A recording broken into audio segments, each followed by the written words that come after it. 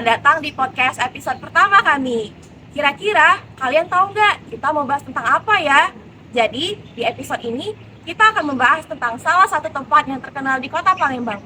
Tempat ini bukan hanya menjadi tempat wisata saja, tapi juga menjadi tempat edukasi sejarah di kota Palembang. Ayo, kalian udah bisa nebak belum? Jadi kita akan membahas tentang Museum Sultan Mahmud Badarudin II. Jadi gimana nih? Kalian udah siap atau belum? Soalnya kita akan mengulik lebih dalam tentang Museum Sultan Mahmud Badarudin II. Kira-kira kapan ya museum ini dibangun? Lalu kenapa sih museum ini sangat begitu istimewa di mata masyarakat kota Palembang? Mari sama-sama kita simak podcast kali ini untuk menemukan jawabannya. Hai semuanya, kembali lagi di podcast kami Berbincang Sejarah. Perkenalkan, nama aku Gita Celia Salsabila dan rekan aku. Halo, aku Mayan Sari. Nah, di sini kita sudah kedatangan dua teman kita nih yang merupakan mahasiswa program studi Pendidikan Sejarah Universitas Sriwijaya. Silakan kakak memperkenalkan diri. Hai semuanya, perkenalkan aku Triatika Murtiani Putri dari program studi Pendidikan Sejarah Universitas Sriwijaya. Hai semuanya, aku Citra Mawarsari dari program studi Pendidikan Sejarah Universitas Sriwijaya. Ya, pada kesempatan kali ini kami akan membahas mengenai Museum Sultan Mahmud Badarudin II. Nah, jadi kakak-kakak ini merupakan mahasiswi program studi Pendidikan Sejarah nih. Boleh diceritain ke teman-teman yang ada di rumah kapan sih bangunan Museum Sultan Mahmud Badarudin II ini dibangun gitu? Jadi, sebelum berdirinya bangunan yang sekarang menjadi Museum Sultan Mahmud Badarudin II itu, di tempat itu tuh berdiri bangunan yang bernama Keraton Kutolamo.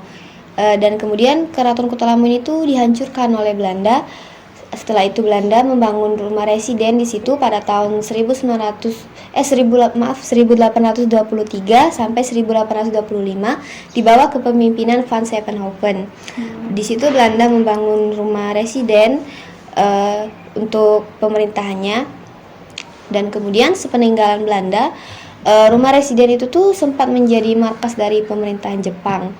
Namun setelah itu barulah bangunan itu dialihfungsikan menjadi Museum Sultan Mahmud Badarudin II dan kemudian diresmikan pada tahun 2005.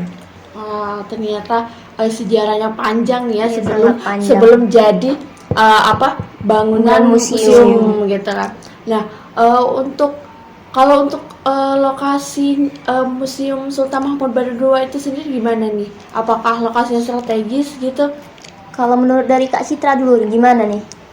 Nah, kalau menurut aku ya, Museum SMB 2 ini letaknya sangat strategis, di mana kita bisa naik apapun kendaraan, baik itu angkot, LRT, mobil pribadi, atau yang lainnya.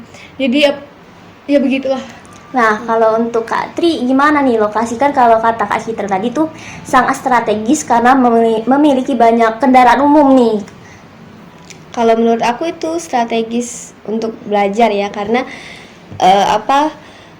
itu kan berdekatan dengan bangunan bersejarah Palembang lainnya seperti Benteng Kota Besar, Ampera, Masjid Agung, dan juga Monpera. Jadi kalau kita mau mempelajari sejarah Palembang tuh kita tinggal berkeliling aja di sekitaran situ. Dan benar kata Kak Citra tadi, letaknya itu untuk dikunjungi itu cukup strategis karena itu tuh bisa terakses dengan kendaraan umum seperti LRT dan juga angkot. Dan kalau mau misal kita naik LRT itu, kita bisa berhenti di stasiun terpadu Ampera, dan kemudian kita bisa berjalan sedikit ya menuju ke museum tersebut, dan mungkin bisa juga naik dengan naik angkot. Ternyata benar-benar strategis ya letak lokasi dari Museum Sultan Mahmud Badarudin ini, benar-benar di pusat kota kan bisa. Jadi buat teman-teman yang di rumah, kalau mau ke Museum Sultan Mahmud Badarudin II ini bisa diakses lewat menggunakan kendaraan pribadi atau kendaraan umum. Oke, Kamaya, next question. Kalau dari aku ingin tanya banget nih Kak ya, tentang bangunan Museum Mahmud Badarudin II ini. Apakah ada perubahan atau renovasi Kak dari museum itu saat pertama kali Kakak mengunjung, atau sudah berapa kali Kakak mengunjungi itu Kak?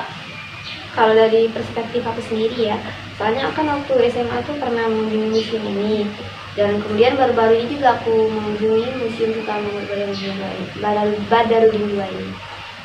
Kalau menurut aku ada beberapa perubahan kayak di lantainya, lantai yang bagian lantai 1 maksudnya. Itu kayak diperbarui gitu, kayak lebih bagus, dan dindingnya juga, tapi sama sekali nggak merubah bentuk dari bangunan tersebut. Dan kemudian pada koleksi itu terdapat perubahan yang signifikan, kayak kalau dulu kan di tiap koleksi itu terdapat penjelasan hanya tulisan kecil gitu ya, tapi kalau sekarang di tiap koleksi itu kayak ada papan stand yang gede gitu, yang terdapat penjelasan-penjelasan dari koleksi tersebut, apa yang menjelaskan koleksi apa ini tuh. Dan kemudian di papan tersebut juga terdapat barcode, yang dimana barcode itu kalau misal kita scan itu bakal keluar audio versi English yang akan menjelaskan mengenai koleksi tersebut dalam bahasa Inggris. Mungkin itu disediakan untuk turis ya, gitu. Sangat modern ya ternyata, canggih udah banget canggih ya. banget.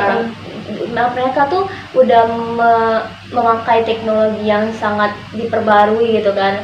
Apa yang lagi yang dulunya katanya tuh hanya penjelasan kecil mengenai memakai tempelan kertas gitu kan, ada penjelasan tentang peninggalan tersebut.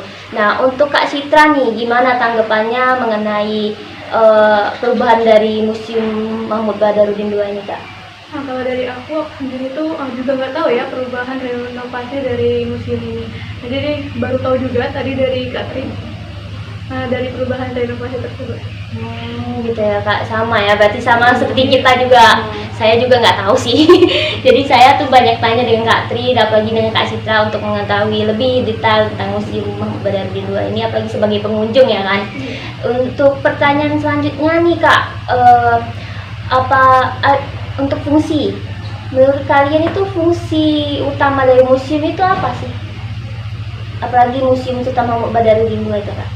Kalau fungsi dari Museum Sultan Mahmud Badarudin II ini kan yang jelas fungsi utamanya itu untuk menyimpan dan memamerkan koleksi-koleksi bersejarah ya.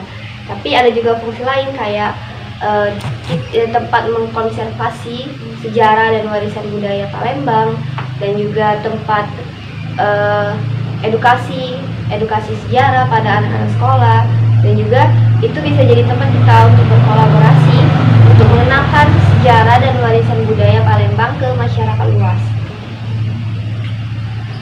Nah, jadi museum ini bukan cuma hanya untuk dikunjungi gitu, tapi bisa kayak jadi tempat untuk belajar gitu ya, tempat edukasi. Apalagi untuk anak-anak sekolah gitu kan. Mereka kalau ke studi itu bisa tuh ke museum gitu kan. Bener banget. Nah, buat teman-teman yang ada di rumah nih, kalau kalian bosan belajar lewat buku, boleh banget mengunjungi Museum Sultan Mahmud Badarudin II. Karena seperti yang dikatakan Kak Tri tadi, itu museum sebagai tempat Edukasi, apalagi untuk anak-anak sekolah kalau ingin belajar lebih mengenai peninggalan sejarah itu, mereka bisa study tour ke tempat museum-museum gitu. Oke. Nah, dari tadi kita udah ngomongin bangunan, lokasi nih. Nah, sekarang aku mau tanya, kira-kira apa aja nih koleksi-koleksi yang terdapat di dalam Museum Sultan Mahmud Badarudin II? Mungkin Kak Citra? Nah, kalau menurut aku sendiri di dalam Museum SMB 2 ini terdapat beberapa jenis arkeologi, seni, mata uang, dan duplikat prasasti. Kalau menurut aku ya, di dalam Museum Sultan Mahmud Badarudin II ini terdapat beberapa koleksi seperti duplikat arca, prasasti, dan juga lukisan-lukisan yang menggambarkan rakyat Palembang pada masa Kesultanan. Ada juga mata uang kuno ini dari perdagangan luar, dan juga terdapat lukisan seperti lukisan Ratu Sinuhun, lukisan Sultan Mahmud Badarudin II, dan juga terdapat pakaian adat Palembang, dan juga di situ terdapat koleksi-koleksi yang menjelaskan tentang adat Palembang, dan juga terdapat perabotan-perabotan khas Palembang dan alat musik kuno khas Palembang. Sangat banyak Oh, ya iya, Kak bener, kita ya. banyak banget, Kalau Kak. untuk koleksi-koleksi itu, apakah Kakak ada menyimpan gambar dokumentasi waktu saat mengunjungi museum tersebut Kak? Oh iya, aku punya banyak banget foto-foto dan video dari koleksi-koleksi yang ada di Museum Sultan Mahmud Badarudin II ini. Nanti ya bisa untuk ditunjukin kepada teman-teman yang ada teman-teman di yang rumah. nonton Nah,